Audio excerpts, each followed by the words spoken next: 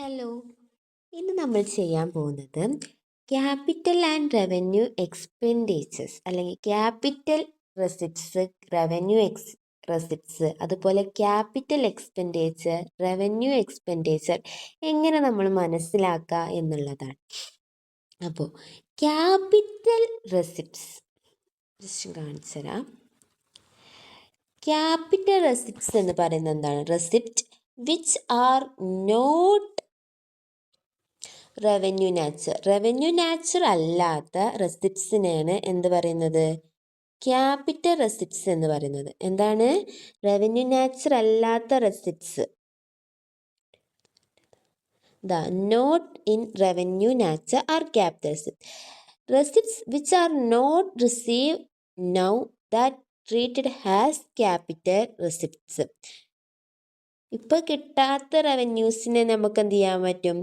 That can be treated as, അതായത് ഇപ്പോൾ revenue ആയിരിക്കും, ചിലപ്പോൾ റവന്യൂ റെസിപ്റ്റ്സ് ആയിരിക്കും, പക്ഷെ അത് നമുക്ക് എന്ത് ചെയ്തിട്ടുണ്ടാവില്ല, നോട്ട് റിസീവ്ഡ് ആണെന്നുണ്ടെങ്കിൽ അതിന് നമുക്ക് എന്തായി ട്രീറ്റ് ചെയ്യാം? ക്യാപിറ്റൽ റെസിപ്റ്റ്സ് ആയിട്ട് ട്രീറ്റ് ചെയ്യാം. ഇനി എന്താണ് റവന്യൂ റെസിപ്റ്റ്സ് എന്ന് നോക്കിയാലോ? Revenue receipts or income which are received by the business organization in course of normal activities. അതായത് ബിസിനസ് ഇപ്പോൾ ഒരു ടെക്സ്റ്റൈൽസ് ആണെന്ന് വിചാരിക്കുക. ഒരു ടെക്സ്റ്റൈൽസ് ആണെന്നുണ്ടെങ്കിൽ ആ ടെക്സ്റ്റൈൽസിൻ്റെ റവന്യൂ റെസിപ്റ്റ്സ് എന്ന് പറയുന്നത് എന്തായിരിക്കും? എന്താണ് ആ ടെക്സ്റ്റൈൽസ് റവന്യൂ റെസിപ്റ്റ്സ് എന്ന് പറയുന്നത്? എന്താണ്? അവിടുത്തെ സെയിൽസ് ആയിരിക്കും. അവർ ക്ലോത്ത്സ് വിൽക്കുന്ന ആ ഒരു ഇതാണ് അവരുടെ റവന്യൂ റെസിപ്റ്റ്സ്. അല്ലാത്ത റെസിപ്റ്റ്സ് അല്ലാത്തതൊക്കെ കിട്ടുന്നത്, അതായത് ഇപ്പോൾ അവർ ആ ടെക്സ്റ്റൈൽസ് എവിടെയെങ്കിലും ഇൻവെസ്റ്റ് ചെയ്ത് കിട്ടുന്ന എമൗണ്ട് നമുക്ക് എന്ത് പറയാം? ക്യാപിറ്റൽ റെസിപ്റ്റ്സ് ആയിട്ട് നമുക്ക് കൺസിഡർ ചെയ്യാം. ക്യാപിറ്റൽ റെസിപ്റ്റ്സിൻ്റെ എക്സാമ്പിൾസ് തന്നിട്ടുണ്ട്. എന്തൊക്കെ?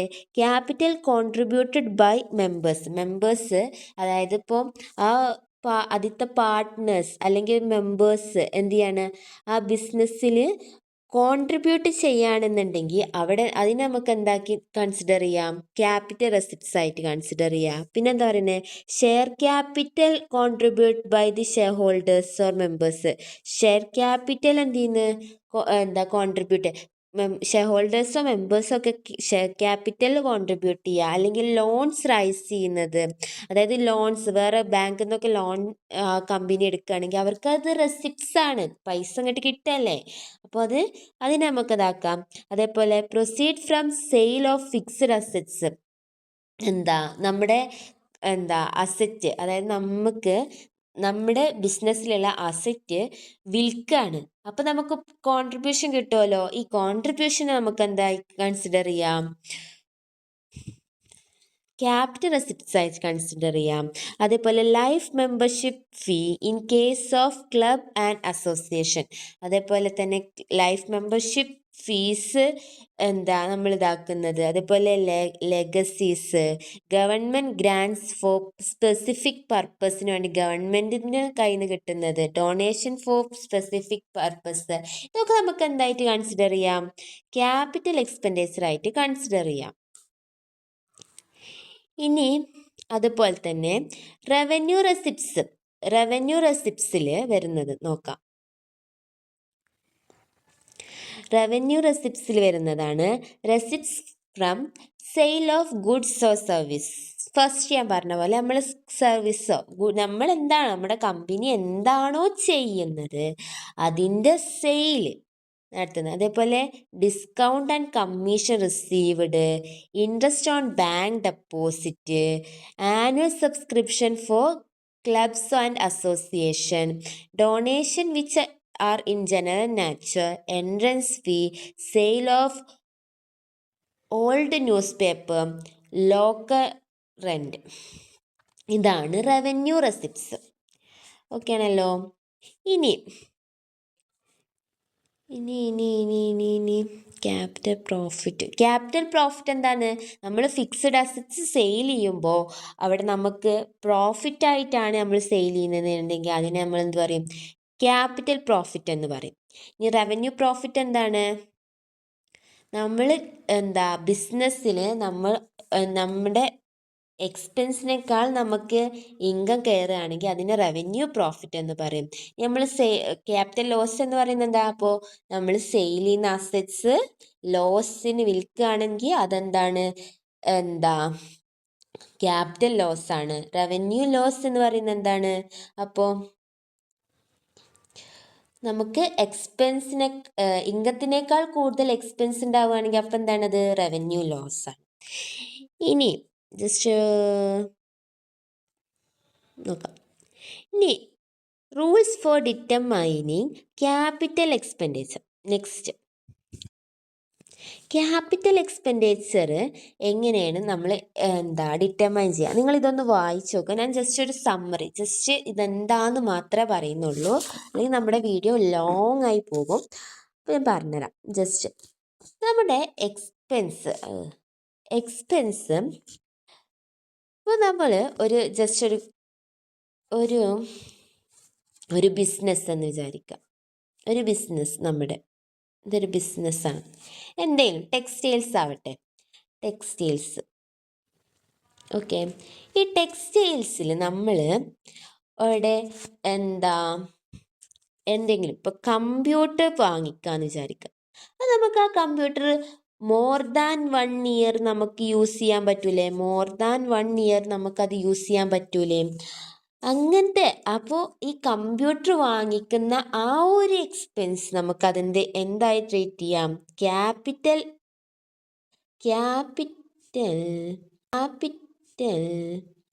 എക്സ്പെൻഡിച്ചറായിട്ട് നമുക്കത് ട്രീറ്റ് ചെയ്യാം. ഇനി റവന്യൂ അപ്പോൾ നമുക്ക് ബ്രീഫായിട്ട് നമുക്ക് എന്ത് പറയാം? മോർ ദാൻ, നമ്മുടെ ബിസിനസ്സിൽ മോർ ദാൻ 1 ഇയറിൽ വരുന്ന യൂസ് ചെയ്യാൻ പറ്റുന്ന എക്സ്പെൻസിനെയാണ് നമുക്ക് എന്ത് പറയുക? ക്യാപിറ്റൽ എക്സ്പെൻസ് എന്ന് പറയുന്നത്. ഇനി റവന്യൂ എക്സ്പെൻസ് അപ്പം എന്തായിരിക്കും? ലെസ് ദാൻ 1 ഇയറിൽ വരുന്ന കാര്യങ്ങൾ, അതായത് നമ്മൾ സ്റ്റോക്ക് പർച്ചേസ് ചെയ്യുക എന്ന് പറയുന്നത് നമുക്കെന്താണ്? പെട്ടെന്ന് 1 ഇയറിൻ്റെ ഉള്ളിൽ നമ്മൾ എന്ത് ചെയ്യും? വിൽക്കലും വാങ്ങലും കഴിയും. നമ്മുടെ ആ ഒരു അസറ്റ്സ് നമ്മുടെ അടുത്ത് പോകും. അങ്ങനത്തെ എക്സ്പെൻഡിച്ചർ, അല്ലെങ്കിൽ ആ ഒരു എക്സ്പെൻഡിച്ചർ നമ്മൾ യൂസ് ചെയ്യുക എന്ന് പറയുന്നത് നമുക്ക് പെട്ടെന്ന് നമുക്ക് എന്ത് ചെയ്യാം? പ്രോഫിറ്റ് ഏൺ ചെയ്യാൻ വേണ്ടിയിട്ട് യൂസ് ചെയ്യുന്ന കാര്യങ്ങൾക്കാണ്. അതായത് ബിസിനസ്സിലെ ഡേ ടു ഡേ എക്സ്പെൻസിനെയാണ് റവന്യൂ എക്സ്പെൻസസ് എന്ന് പറയുന്നത്. അപ്പോൾ റവന്യൂ എക്സ്പെൻസ് പലതുണ്ട്. Salary and wage pay to the employees, rent and rates of the factory or premises, depreciation on plant and machinery, consumable stores, inventory on raw material, working progress and finished goods, insurance premium, tax and legal expenses, miscellaneous expenses. Okay ആണല്ലോ. ഇനി നമുക്ക് കുറച്ച് questions ചെയ്യാം. അപ്പം നിങ്ങൾക്ക് ഒന്നും കൂടി മനസ്സിലാവും. ഒരു 3-4 ക്വസ്റ്റ്യൻസ് നമുക്ക് എന്ത് ചെയ്യാം? ഇതിൽ കുറച്ച് ക്വസ്റ്റ്യൻസ് ഇൻക്ലൂഡഡ് ആണ്. അത് നമുക്ക് എന്ത് ചെയ്യാം? ഒരു 9 ക്വസ്റ്റ്യൻസ്, 9 ഇലുസ്ട്രേഷൻസ് ഉണ്ട്. ഈ 9 ഇലുസ്ട്രേഷൻസ് ഞാൻ ജസ്റ്റ് പറഞ്ഞുതരാം. അപ്പോൾ നിങ്ങൾ എഴുതുമ്പോൾ നിങ്ങൾ അതെന്തുകൊണ്ട് ട്രീറ്റ് ചെയ്തു എന്നുള്ളതും കൂടി നിങ്ങൾ എന്ത് ചെയ്യണം? ഇതാക്കാം. അപ്പോൾ ഞാൻ പറയുമ്പോൾ നിങ്ങൾക്ക് എന്തായിരിക്കും? അത് ക്യാപിറ്റൽ എക്സ്പെൻഡിച്ചർ ആണോ റവന്യൂ എക്സ്പെൻഡിച്ചർ ആണോ എന്നുള്ളത് ഞാൻ പറഞ്ഞുതരും.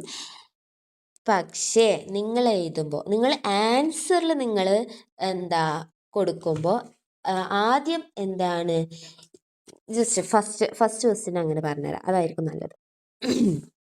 ഫസ്റ്റ് ഇലുസ്ട്രേഷൻ 1 ആണ് നമുക്ക് ചെയ്യാൻ പോകുന്നത്. State whether capital revenue and deferred revenue expenditure എന്നാണ് പറഞ്ഞിട്ടുള്ളത്. ഓക്കെ, സ്റ്റാർട്ട് ചെയ്യാം. എന്താണ് പറഞ്ഞിട്ടുള്ളത്? Capital revenue and deferred revenue expenditure. അപ്പം നമുക്ക് ആദ്യം എന്ത് ചെയ്യണം? ഡെഫേർഡ് റവന്യൂ എക്സ്പെൻഡിച്ചർ എന്താന്ന് പറയണം. ഡെഫേർഡ് റവന്യൂ എക്സ്പെൻഡിച്ചർ എന്ന് പറയുന്നത്, അതായത് ഇപ്പോൾ ജസ്റ്റ് ഒരു എക്സാമ്പിൾ വെച്ച് പറഞ്ഞുതരാം. അഡ്വർടൈസിങ് ശരിക്കും ഒരു റവന്യൂ എക്സ്പെൻഡിച്ചറാണ്. കാരണം അത് ഡേ ടു ഡേ ഓപ്പറേഷന് വേണ്ടിയിട്ട് നമ്മൾ ഉപയോഗിക്കുന്നത്. പക്ഷേ ഈ അഡ്വർടൈസിങ് എന്ന് പറയുന്നത് നമുക്ക് ഒരു വർഷത്തിൽ മാത്രമാണോ കിട്ടുന്നത് ബെനഫിറ്റ്? അല്ല. ഒരുപാട് കാലത്തേക്ക് ആ അഡ്വർടൈസ്മെൻറ്റിൽ നിന്ന് നമുക്ക് എന്ത് ചെയ്യാൻ പറ്റും? പ്രോഫിറ്റ് ഏൺ ചെയ്യാൻ പറ്റും. അങ്ങനത്തെ എക്സ്പെൻഡിച്ചേഴ്സിനെയാണ് ഡെഫേർഡ് റവന്യൂ എക്സ്പെൻഡിച്ചർ എന്ന് പറയുന്നത്. ജസ്റ്റ് ഒന്ന് മനസ്സിലാക്കുക. നോർമലി അഡ്വർടൈസിങ് മാത്രമാണ് അങ്ങനെ ചോദിച്ചു കണ്ടിട്ടുള്ളത്. അപ്പോൾ നിങ്ങൾ മനസ്സിലാക്കുക, അത് ശരിക്കും ഒരു റവന്യൂ എക്സ്പെൻഡിച്ചർ ആയിരിക്കും. പക്ഷെ അതിൻ്റെ ബെനിഫിറ്റ്സ് എന്തായിരിക്കും? നമുക്ക് ലോങ് ടേം നമുക്ക് അതിൻ്റെ ബെനിഫിറ്റ്സ് കിട്ടുന്ന കാര്യങ്ങളിലാണ് എന്ത് പറയുന്നത്, അതെന്ത് ചെയ്യുന്നുണ്ടാവില്ല, എക്സ്പയറി ആവുന്നുണ്ടാവില്ല. അങ്ങനത്തെ ബെനിഫിറ്റ്സിനെയാണ് ഡെഫേർഡ് റവന്യൂ എക്സ്പെൻഡിച്ചർ എന്ന് പറയുന്നത്. അങ്ങനെ മനസ്സിലാക്കി വെക്കുക കേട്ടോ. നമുക്ക് ക്വസ്റ്റ്യൻ നോക്കാം. ഇല്ലുസ്ട്രേഷൻ 1 ആണ് ഫസ്റ്റ് പറയുന്നത്. State whether the following are the capital revenue or deferred revenue expenditure. Carriage of 7500 spend four machinery purchased and installed.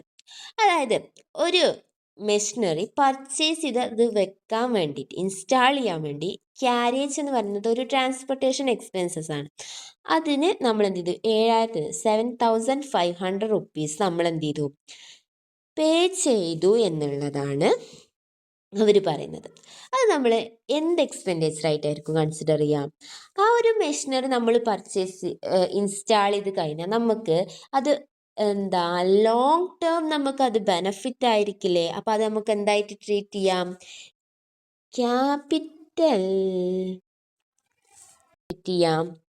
Capital expenditure ആയിട്ട് ട്രീറ്റ് ചെയ്തൂടെ? അപ്പോൾ നമ്മൾ എങ്ങനെ ആൻസർ ചെയ്യും എന്നുള്ളത് ഞാൻ ജസ്റ്റ് ഒന്ന് പറഞ്ഞുതരാം. ഈ ആൻസർ ഒന്ന് വായിച്ചു നോക്കാം. Carriage of 7,500 paid for machinery purchased and installed should be treated as capital expenditure. കാരണം എന്താ? അത് ലോങ് ടേം പർപ്പസിന് വേണ്ടി ഉപയോഗിക്കുന്നതുകൊണ്ട്, അതായത് നമ്മൾ ആ മെഷീനറി പർച്ചേസ് ചെയ്ത് കഴിഞ്ഞാലും നമുക്കത് എന്ത് ചെയ്യാൻ പറ്റും? ഒരുപാട് കാലത്തേക്ക് അത് ഉപയോഗിക്കാൻ പറ്റും. ആ മെഷീനറി മോർ ദാൻ 1 ഇയറിൽ നമുക്ക് ആ എക്സ്പെൻസ് അവിടെ കൊടുത്തു കഴിഞ്ഞാൽ, അതായത് ആ 7,500 നമ്മൾ അവിടെ കൊടുത്തു കഴിഞ്ഞാലും നമുക്കത് മോർ ദാൻ ഇയേഴ്സ്, അതായത് ഒരുപാട് വർഷത്തിൽ നമുക്കത് ഉപയോഗിക്കാൻ കഴിയുന്നത് കൊണ്ട് നമുക്കതിന് എന്തായിട്ട് ട്രീറ്റ് ചെയ്യാം? ക്യാപിറ്റൽ എക്സ്പെൻഡിച്ചർ ആയിട്ട് ട്രീറ്റ് ചെയ്യാം. രണ്ടാമത്തെ ക്വസ്റ്റ്യൻ നോക്കാം.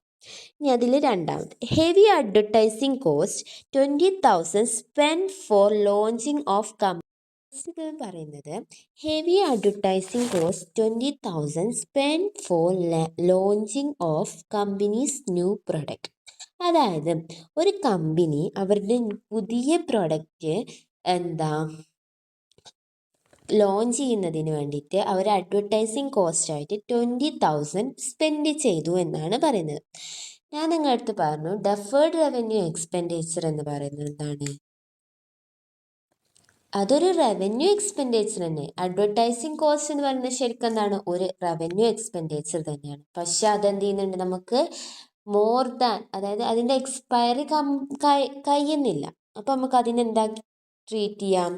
ഡെഫേർഡ് റവന്യൂ എക്സ്പെൻഡിച്ചർ ആക്കി ട്രീറ്റ് ചെയ്യാം. ഇവിടെ അവർ ആൻസറിൽ എന്താ ചെയ്തിരിക്കണത്? റവന്യൂ എക്സ്പെൻഡിച്ചർ എന്ന് മാത്രമേ കാണിച്ചിട്ടുള്ളൂ. ശരിക്കും അത് ഡെഫേർഡ് റവന്യൂ എക്സ്പെൻഡിച്ചർ ആണ്. AS-26 എന്നിവിടെ ഒരു പ്രത്യേകം കാണിച്ചത്, AS-26 എന്ന് പറയുന്നത് ഡെഫേർഡ് റവന്യൂ എക്സ്പെൻഡിച്ചർ ആണ് കേട്ടോ. അപ്പോൾ ഈ എക്സ്പെൻഡിച്ചറിനെ എന്തായിട്ട് ട്രീറ്റ് ചെയ്യുക? Deferred revenue expenditure. അപ്പോൾ ഇവിടെ നിങ്ങൾ ജസ്റ്റ് ഒന്ന് എഴുതി വെക്കുക, എന്ത്? ഡെഫേർഡ് റവന്യൂ എക്സ്പെൻഡിച്ചർ ആണ് കേട്ടോ അത്. ഇനി നെക്സ്റ്റ് എന്താ പറയുന്നത്? 200 paid for servicing the company vehicle, including 50% paid for changing the oil. Oil change ചെയ്യാൻ വേണ്ടിയിട്ട് അത് ശരിക്കും അതെന്താണ് റവന്യൂ എക്സ്പെൻഡിച്ചർ അല്ലേ, റിപ്പയർ, അതായത് അതൊക്കെ കുറച്ച് കാലം കഴിഞ്ഞാൽ പിന്നെ നമ്മളത് റിപ്പയർ ചെയ്യണം. അതേപോലെ ഓയിൽ ചേഞ്ച് ചെയ്യുക എന്ന് പറയുന്നതും എന്താണ്, ഒരു റവന്യൂ എക്സ്പെൻഡിച്ചർ ആണ്. നെക്സ്റ്റ് ലാസ്റ്റ് ഇത് construction for basement of costing 1,95,000 at factory premises. Construction basement costing, construction ഒരു ഫാക്ടറി പ്രിമൈസസ് കൺസ്ട്രക്ട് ചെയ്യുക എന്ന് പറയുന്നത് അത് ഒരുപാട് കാലത്തേക്കുള്ളതല്ലേ. അപ്പോൾ അതിനെ നമുക്ക് എന്തായിട്ട് ട്രീറ്റ് ചെയ്യാം, ക്യാപിറ്റൽ എക്സ്പെൻഡിച്ചർ ആയിട്ട് ട്രീറ്റ് ചെയ്യാം. അപ്പോൾ ഈ ഒരു വീഡിയോയിൽ ഞാൻ ഈ ഒരു ക്വസ്റ്റ്യൻ മാത്രമേ ഇൻക്ലൂഡ് ആക്കിയിട്ടുള്ളൂ. ഇനി നമുക്ക് എന്ത് ചെയ്യാം, അടുത്ത ക്വസ്റ്റ്യൻസൊക്കെ അല്ലെങ്കിൽ നമ്മൾ ഈ എല്ലാ ക്വസ്റ്റ്യൻസും കൂടി ഈ ഒരു വീഡിയോയിൽ ഇൻക്ലൂഡ് ആക്കുക എന്ന് പറഞ്ഞാൽ വീഡിയോയുടെ ലെങ്ത്ത് ഒരുപാടാകും. അപ്പോൾ നെക്സ്റ്റ് വീഡിയോയിൽ നമുക്ക് എന്ത് ചെയ്യാം, ബാക്കിയുള്ള ക്വസ്റ്റ്യൻസൊക്കെ കവർ ചെയ്യാം. പിന്നെ ഇതുവരെ ഉള്ളത് മനസ്സിലായി എന്ന് വിചാരിക്കുന്നു. ഇനി നിങ്ങൾക്ക് എന്തെങ്കിലും ഡൗട്ട്സ് ഉണ്ടെങ്കിൽ കമൻറ്റ് ബോക്സിൽ ഡൗട്ട്സ് ചോദിക്കുക. ഞാൻ ടൈമിനനുസരിച്ച് നിങ്ങൾക്ക് എന്ത് ചെയ്യുന്നുണ്ടായിരിക്കും, റിപ്ലൈ തരുന്നതായിരിക്കും. അപ്പോൾ ഇനി നെക്സ്റ്റ് വീഡിയോ ഇതിൻ്റെ പാർട്ട് 2 വീഡിയോയിലായിട്ട് നമുക്ക് വീണ്ടും കാണാം. അതുവരേക്കും ബൈ.